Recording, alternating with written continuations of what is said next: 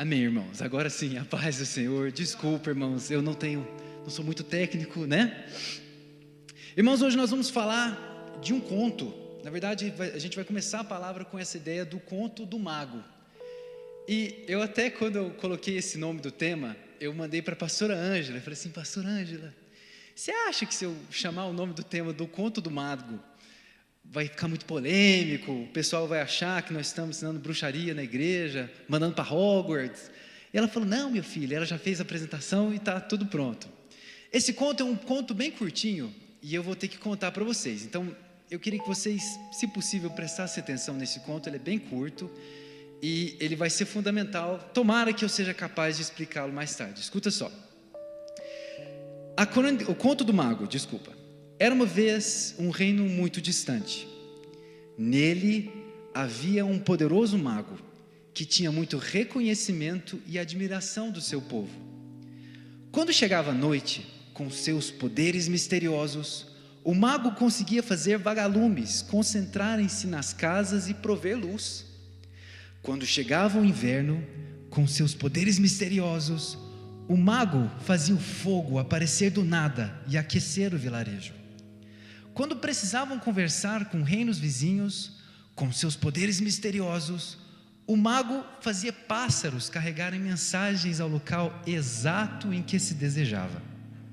O mago, devido a seus poderes misteriosos, tornou-se o rei daquele reino e tinha riqueza, pompa e a gratidão de todo o povo. Mas um dia, naquele vilarejo distante, apareceu um comerciante desconhecido.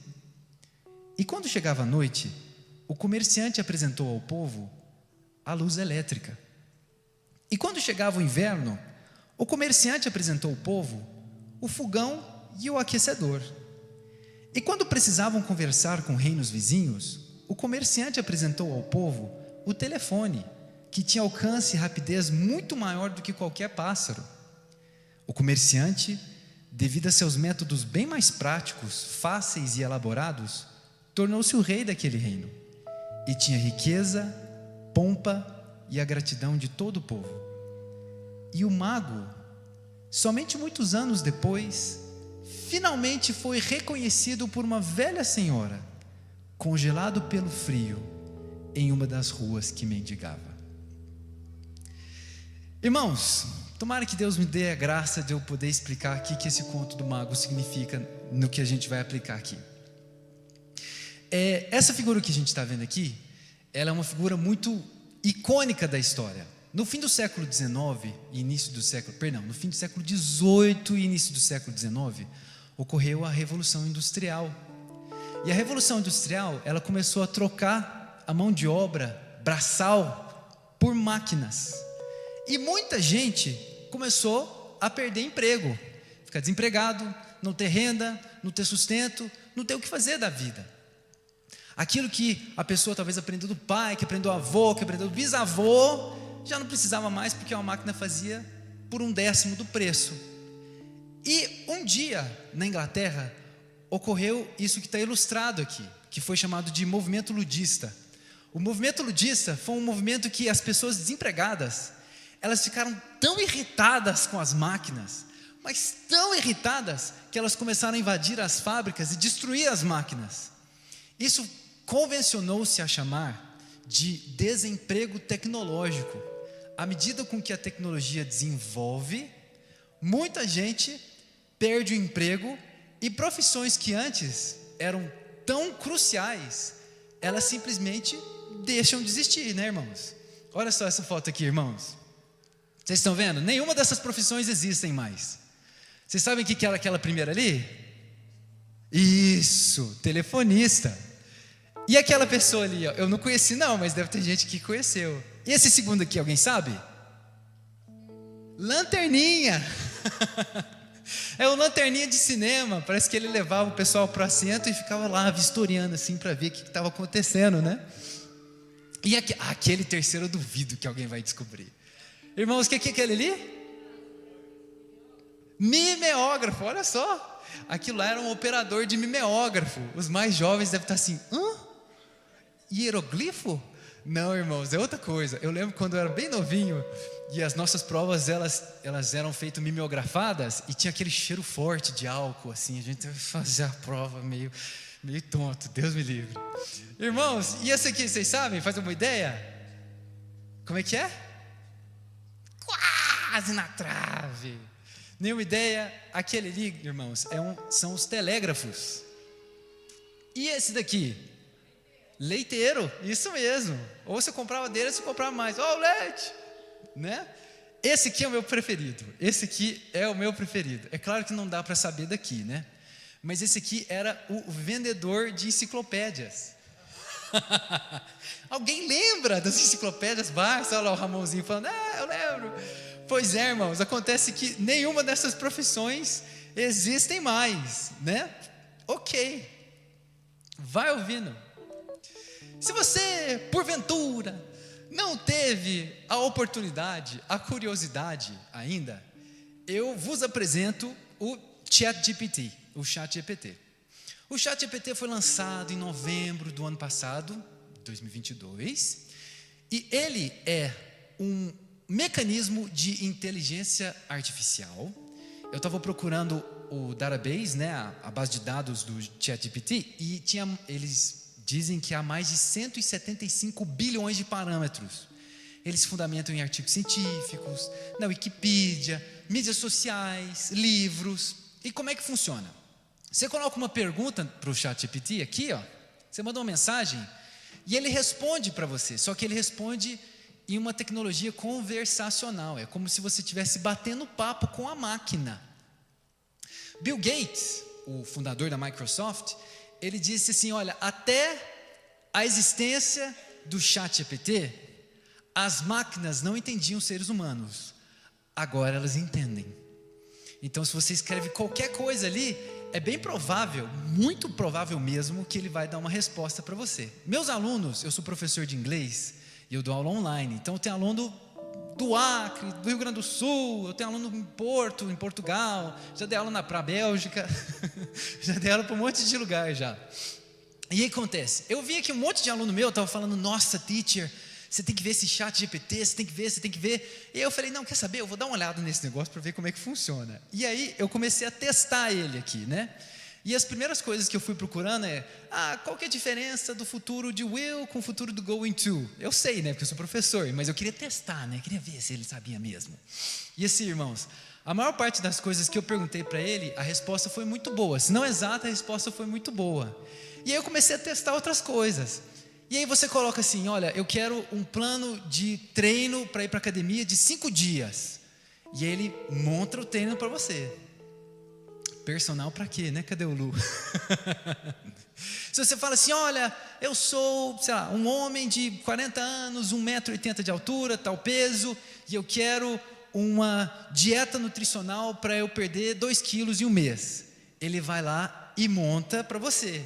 Se você escrever o seguinte, olha, eu quero um artigo de 1000 palavras a respeito da reprodução da mariposa, com foco nos estágios da gestação da mariposa fêmea no norte do Canadá durante o inverno, ele vai escrever para você. Irmãos, é uma coisa tão bizarra que alunos de universidade, eles não estão fazendo muito trabalho mais. Eles põem ali, escreva artigo a respeito do conflito da Bielorrússia de 2019. Aí o ChatGPT, aí Ctrl+C, Ctrl+V. Por quê? Se eu coloco, escreva a respeito do conflito da Bielorrússia de 2019. Se eu coloco, ele vai me dar uma resposta. Se você coloca, vai dar outra. Você não repete. Para você identificar se é plágio, o professor ele tem que pegar o trabalho do aluno, colar no ChatGPT e perguntar, você escreveu isso? Aí o ChatGPT fala, escrevi ou não? Se o aluno trocar uma palavrinha ou outra, eu acho que ele consegue passar no plágio, viu? Para que acadêmico, né, irmãos? E se eu também posso pedir dieta? Para que eu vou para o nutricionista se eu tenho de graça um nutricionista dentro de casa?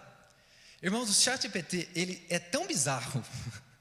Ele é tão bizarro, eu não sei se os irmãos gostam, assim. Eu sou muito fã daquela história do Game of Thrones.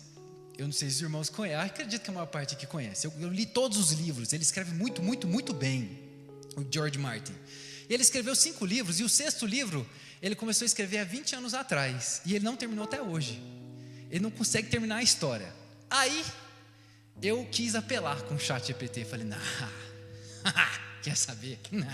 Vamos ver se esse troço é bom mesmo. Aí eu pedi o seguinte, inclusive foi essa tela que eu printei aqui. Eu pedi o seguinte: olha, eu quero que você escreva uma história de detetive para alunos de inglês de nível intermediário. Ele escreveu uma história com personagens, um criminoso, uma charada, uma conclusão, uma história de detetive perfeita, impecável, com vocabulário de inglês intermediário em 20 segundos. Está aqui, ó. Em 20 segundos ele escreveu isso daqui. Escritor para quê, né, irmãos? Se você leva 20 anos para escrever um livro, e tem mais. Eu vi mês passado no Instagram um cara falando assim, ó, gente, eu vou ensinar para vocês como fazer dinheiro com o ChatGPT. Ele fez o seguinte: ele pediu para o ChatGPT, olha, eu quero que você escreva uma história de um sapinho feliz na lagoa. Aí o ChatGPT escreveu a história. Aí ele foi para outro mecanismo de inteligência artificial, e ele que faz imagens. E aí ele deixou o ChatGPT de um lado e esse mecanismo de imagem do outro. Aí acontece, o ChatGPT escreveu, era uma vez um sapinho feliz na lagoa. Ele copiava essa frase e colocava na primeira página do livro. Aí ele ia no outro mecanismo que faz imagens. Porque existe mecanismo que você descreve a imagem, a inteligência artificial monta para você. Aí ele coloca, eu quero que você faça um sapinho feliz na lagoa. Aí ele pegou essa imagem e colou na primeira página. Aí ele pegou a segunda frase do ChatGPT, colocou na segunda página. Criou a imagem na inteligência artificial, colocou na segunda página. Ele fez assim o livro todo, era um livro infantil. Aí ele compilou, colocou na Amazon e quando ele fez o vídeo, ele já tinha vendido 50 exemplares. Ele mal teve trabalho de fazer aquele livro dele. Para que eu vou precisar de um escritor se eu tenho uma história nova em 20 segundos, se eu quiser? É um pouquinho assustador, né, irmãos? Só que tem mais. O pastor Silas falou aqui semana passada que eles conseguiram recriar a voz do John Lennon para fazer uma música nova dos Beatles. E no mês passado tem um músico chamado Jonathan Ogden, que é um músico evangélico inglês. Ele faz indie gospel, adoro. Se alguém quiser recomendação, Jonathan Ogden. Aí ele foi testar o ChatGPT, vamos ver se esse troço compõe? E ele escreveu o seguinte, olha, eu quero que você escreva uma música a respeito da graça de Deus. Aí o ChatGPT escreveu a música. Ok, agora eu quero que você me dê os acordes. Aí o ChatGPT foi lá e deu os acordes. Aí ele começou a tocar e cantar a música com base na letra e nos acordes que o ChatGPT deu. E na hora que ele terminou, ele falou, gente, mas não é possível que até que ficou bom. Ou seja, compositor, para quê? Se eu posso usar a inteligência artificial. E se isso já não se bastasse, eu mandei inclusive para o pastor Silas, umas 2 ou 3 semanas atrás, um software, um mecanismo de inteligência artificial que chama Bible AI, que você coloca assim na busca, né? Por exemplo, né? Eu estou ansioso por falta de dinheiro.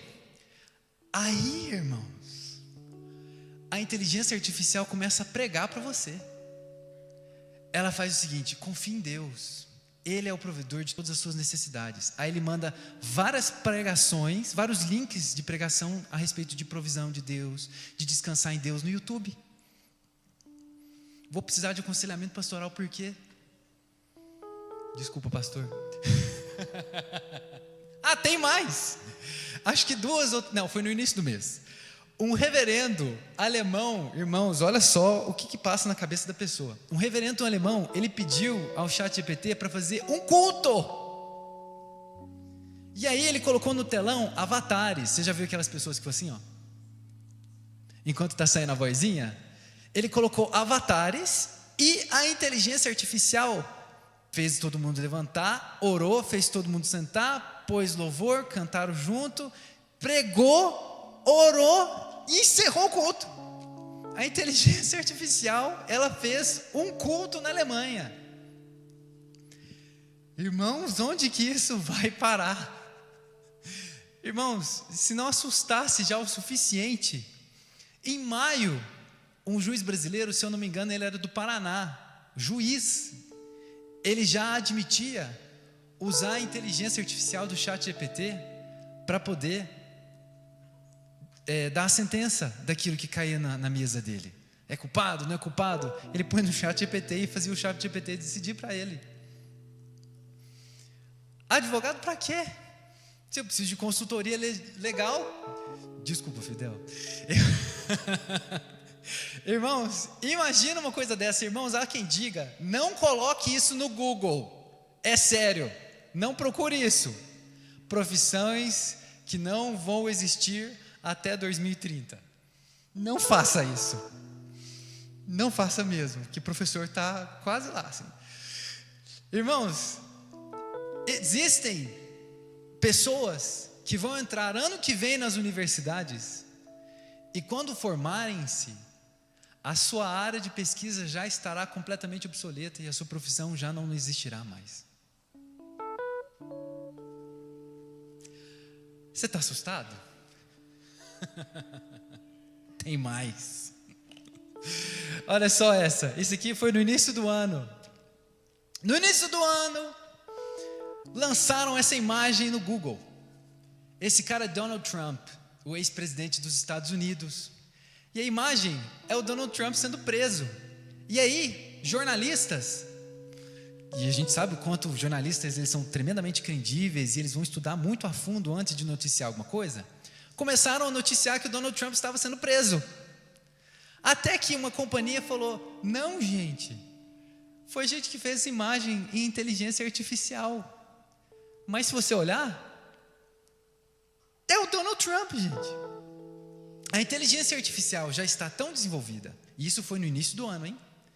Ela já está tão desenvolvida que as pessoas já conseguem fazer imagens falsas com o seu rosto. Em uma situação que é você, com suas roupas, mas que você nunca esteve. Desde o ano passado, existe um mecanismo de inteligência artificial chamado UberDuck. E eu comecei a mexer para poder ver se eu conseguia usar em aulas, etc. E eles fazem o seguinte, eles pegam as vozes de pessoas muito famosas, tipo Jim Carrey, Morgan Freeman, e aí eles codificam a voz da pessoa, e quando você escreve, por exemplo, assim, ó, em inglês, né, tem que ser em inglês, bom dia, como você está? E coloca a voz do Morgan Freeman, o Morgan Freeman lê para você. A voz dele, o jeitinho dele, igualzinho, só que não é ele. Ele já consegue, a inteligência artificial já consegue copiar a voz de uma pessoa, até mesmo o jeito de falar. Irmão, você já pensou como vai ser as próximas eleições presidenciais com isso? Porque no início do ano, uma marca de cerveja, eles fizeram um comercial completamente feito pela inteligência artificial. O pessoal dançando, o pessoal bebendo, o pessoal feliz. E no início do ano, o rosto deles ainda ficava muito desfigurado. Eu acho que se você pôr no YouTube, você encontra isso. Ficava muito desfigurado ainda. Só que a velocidade do desenvolvimento da inteligência artificial é algo tão assustador, que se nós estamos falando de algo do início do ano, é algo já medieval, em termos de desenvolvimento de inteligência artificial. Agora, já pensou daqui a 3, 4 anos? Vão poder pegar um político, com as roupas do político, com a voz do político, o trejeito do político, numa situação cometendo um crime, só que ele nunca esteve ali. Se um linkzinho no WhatsApp, que era fake, já fazia o maior estardalhaço, imagina um vídeo desse criado por inteligência artificial. E pior, né? E olha que eu não estou nem falando em termos apocalípticos, irmãos. Eu não vou falar nada de apocalipse hoje. Isso eu deixo para o pastor Silas. Irmãos, se a inteligência artificial já consegue criar fotos tão hiperrealistas, vou precisar de um design para quê? Designer para quê? Para que eu vou pagar alguém para fazer logomarca? Se eu já tenho uma inteligência artificial que consegue fazer vídeos, vou pagar para quê o marqueteiro para fazer meu comercial? Eu faço o meu jeito. Eu faço do jeito que eu quiser. Você está vendo o número de pessoas que vão se tornando obsoletas? Está assustado?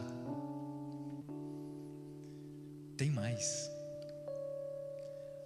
Olha só essa.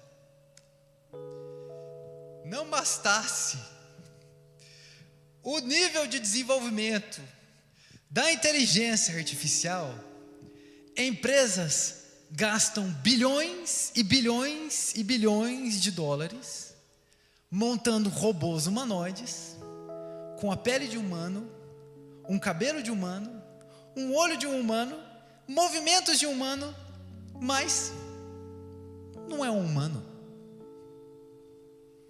Agora imagina pegar um robô daqui a uns 10 anos, com o movimento de um humano perfeito, e pôr um chip de inteligência artificial na cabeça dele. E agora? E agora? Irmãos, agora nós vamos fazer o seguinte. Nós vamos pegar a nossa máquina do tempo. Essa hora, irmãos, que a gente sabe quem que é nerd e quem não é, sabe, irmãos? Porque assim, na hora que eu falo, vamos pegar a nossa máquina do tempo, tem gente que fez assim, entendi. E tem gente que fez assim, mas não, um carro? Esse aqui é o DeLorean, irmãos, de volta para o futuro. Irmãos, nós vamos pegar a nossa máquina do tempo e nós vamos fazer o seguinte teste, ó. Nós vamos entrar, todo mundo entra na máquina do tempo agora, no DeLorean. E agora nós vamos voltar em 25 de junho de 1993. Uberlândia, 25 de junho de 1993. A gente vai mudar, eu não sei o que era aqui, talvez fosse um terreno baldio. A gente vai para a rua e a gente vai conversar com uma pessoa. E a gente vai falar assim para a pessoa, olha, deixa eu te falar uma coisa. No futuro, as pessoas terão um microcomputador na palma das suas mãos, que poderão usar para falar com pessoas do mundo em todo, enquanto as vê. Assistir qualquer filme que já tenha sido lançado, ouvir qualquer música que já tenha sido lançada, ler praticamente qualquer livro, acessar qualquer notícia de qualquer lugar do planeta em tempo real, e ainda poderão fazer qualquer tipo de transação bancária e ainda ganhar dinheiro sem sair de casa, trabalhando no conforto do seu sofá. Se a gente dissesse isso para uma pessoa de 1993, ela provavelmente diria, eu também assisti esse episódio dos Jetsons. Só que isso para nós, irmãos, é completamente banal, né? Provavelmente todo mundo aqui tem um celular na mão. Agora nós vamos pegar de novo o DeLorean, vamos voltar aqui para 2023, nós vamos enviar o pastor Silas lá para 2053 agora. O pastor Silas vai lá em 2053, pega uma pessoa lá, rapita, põe... pastor, desculpa falar isso. Convida gentilmente para entrar na máquina do tempo.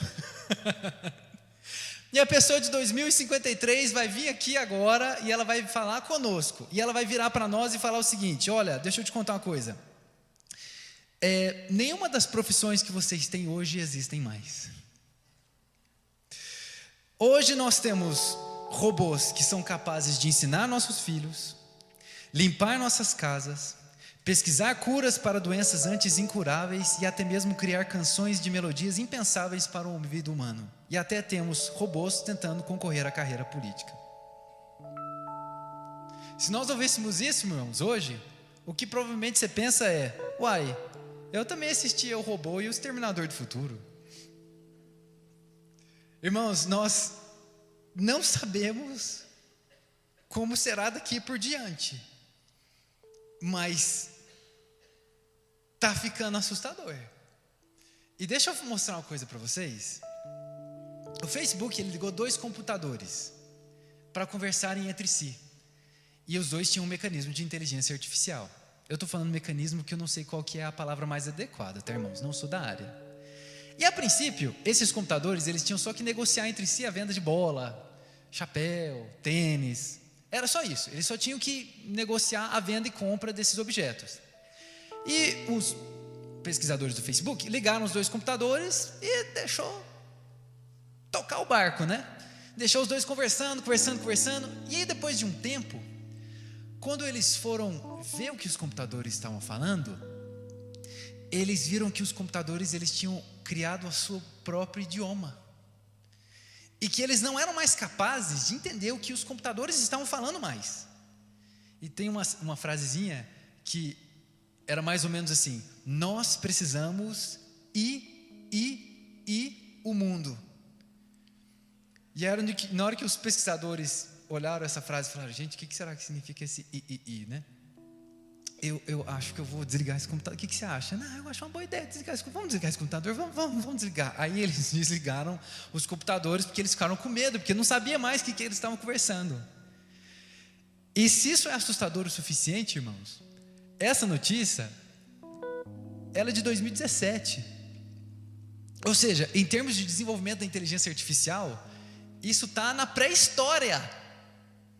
Irmãos, o ritmo desse desenvolvimento tecnológico é tão assombroso que o próprio Elon Musk, o fundador da Tesla e o dono do Twitter, e o Steve Wozniak, que foi um dos fundadores da Apple, eles escreveram uma carta aberta falando assim: gente, vamos dar uma pausa nisso daí, porque está muito fora de controle.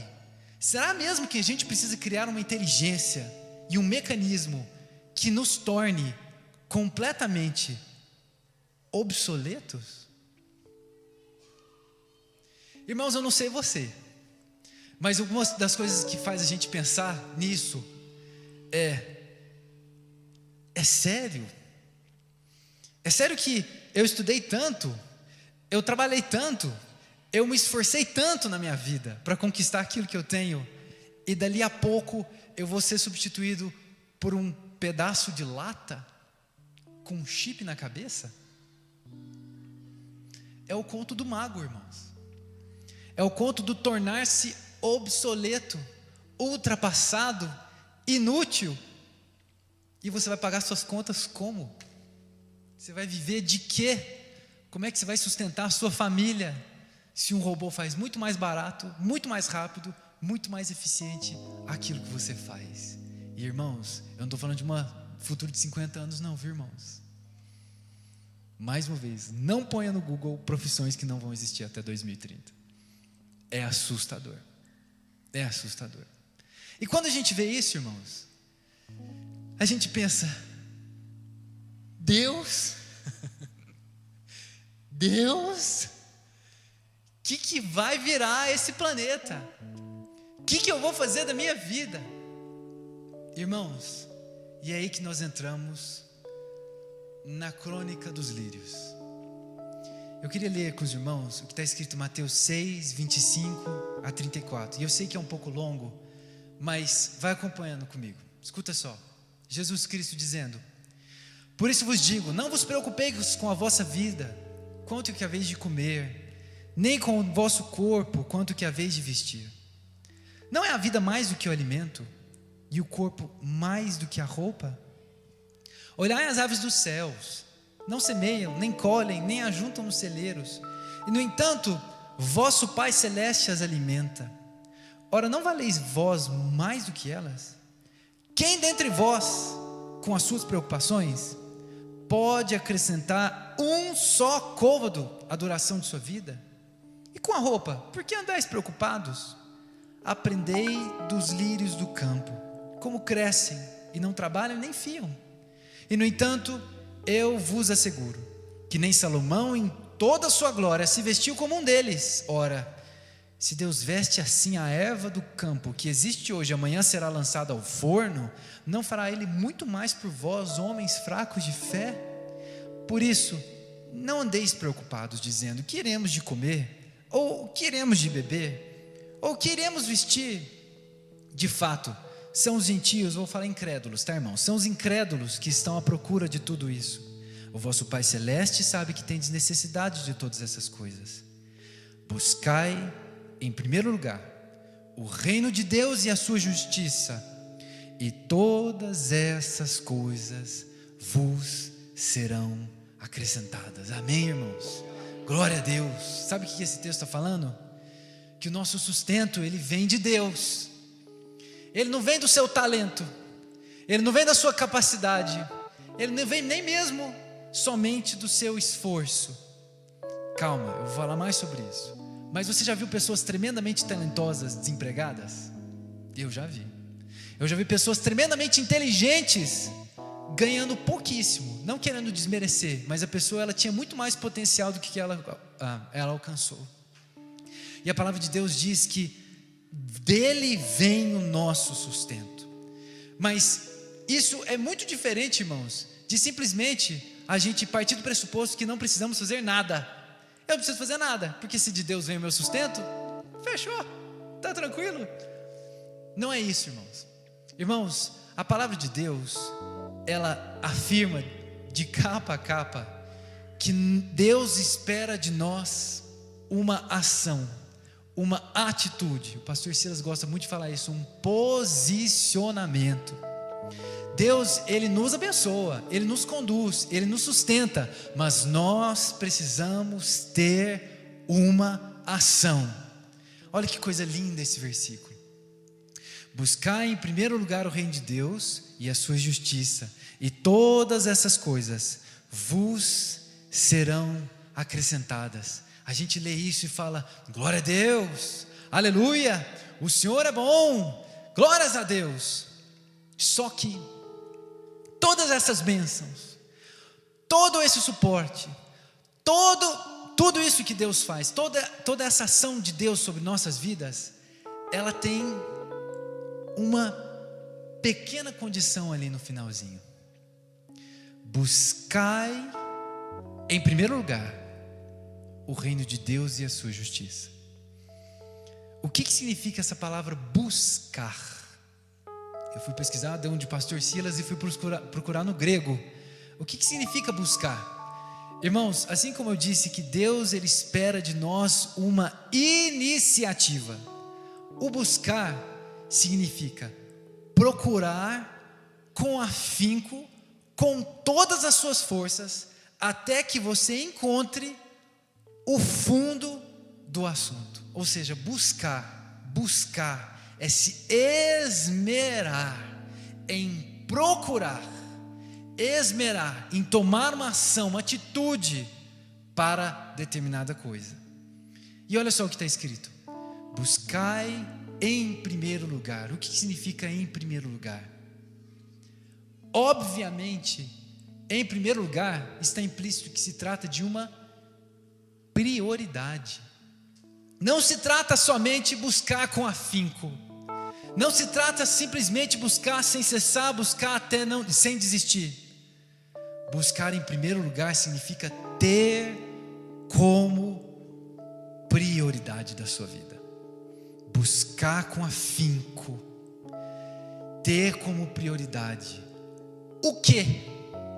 Buscar em primeiro lugar o reino de Deus. Irmãos, eu sei que esse texto fala muito mais do que somente eu vou explicar aqui, claro, eu sei, mas eu vou tentar simplificar aqui para ficar assim, bem fácil de compreender. O que significa o reino de Deus? É nessas horas que a gente precisa correr para a palavra e ver o que significa um rei naquele tempo, porque nós hoje não temos tantos reis assim. Nós temos o rei da Inglaterra, que é o King Charles, né? O Charles, que ele é assim, ele tem os poderes assim, né? Mas ele é um figurante na política inglesa, né? Mas o que era um rei na época? Irmãos, um rei era aquele que tinha a sua soberana vontade estabelecida em uma determinada região geográfica. Isso é que era um rei.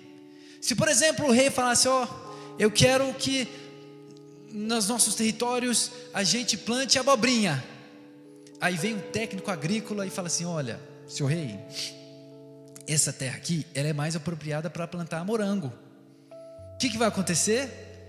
Ignora-se o que o técnico agrícola falou e vai plantar abobrinha, porque a vontade do rei, ela é soberana. Buscai com afinco, com todas as suas forças, e tenha como prioridade a vontade de Deus para a sua vida. Amém, irmãos? É uma bênção ouvir isso, né, irmãos? Mas é difícil, não é? é difícil.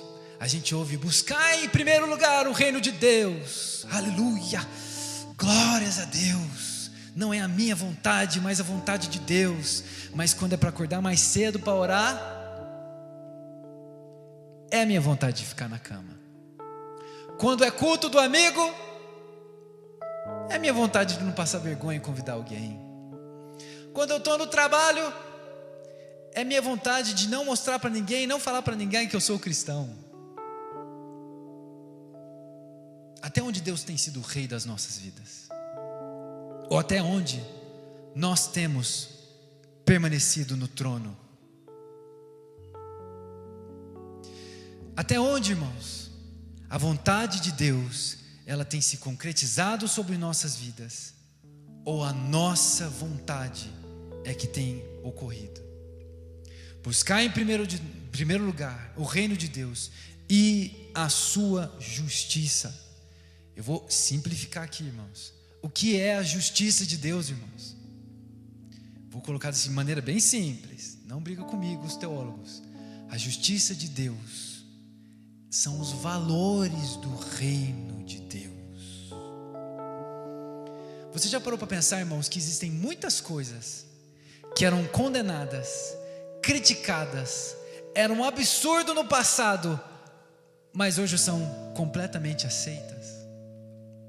E há coisas que eram virtudes, que eram bênção, eram coisas que eram louváveis no passado, mas hoje elas são dignas de crítica, são de gente fascista, xenofóbica.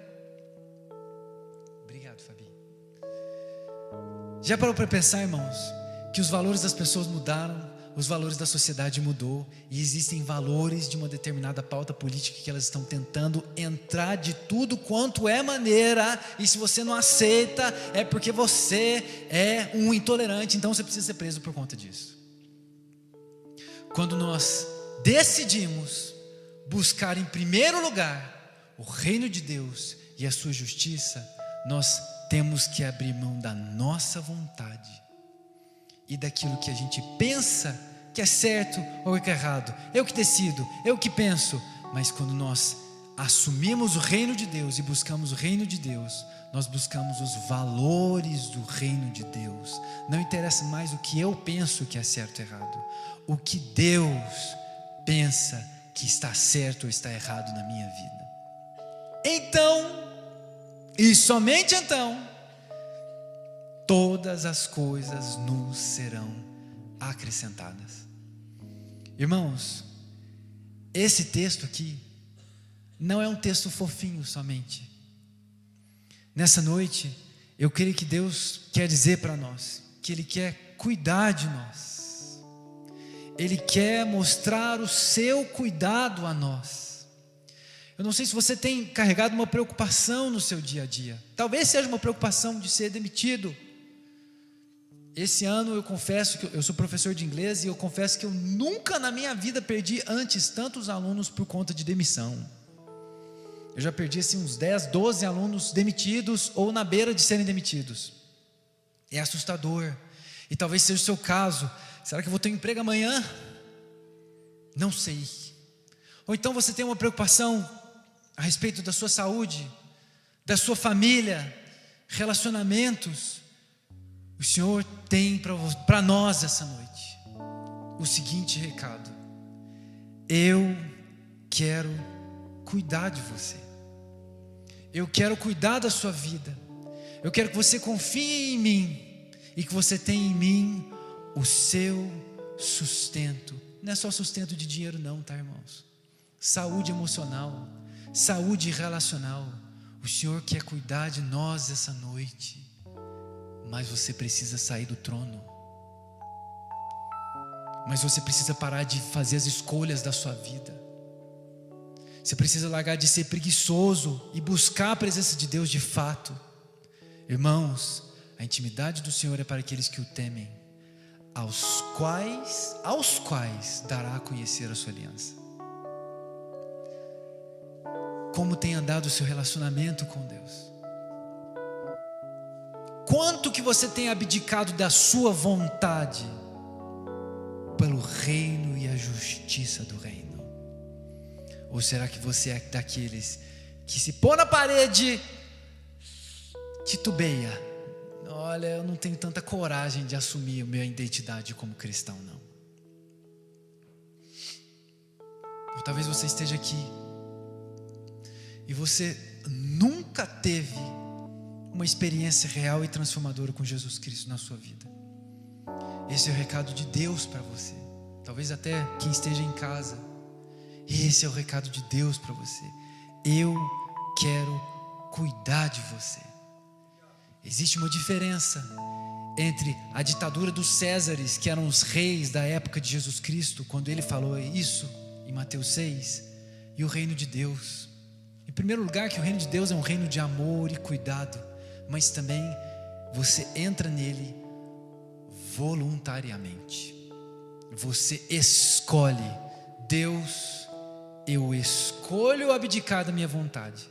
Eu escolho abdicar dos meus valores, dos meus pensamentos, das minhas ideias, da minha opinião, do que eu acho, para viver o seu cuidado sobre a minha vida. Amém, irmãos?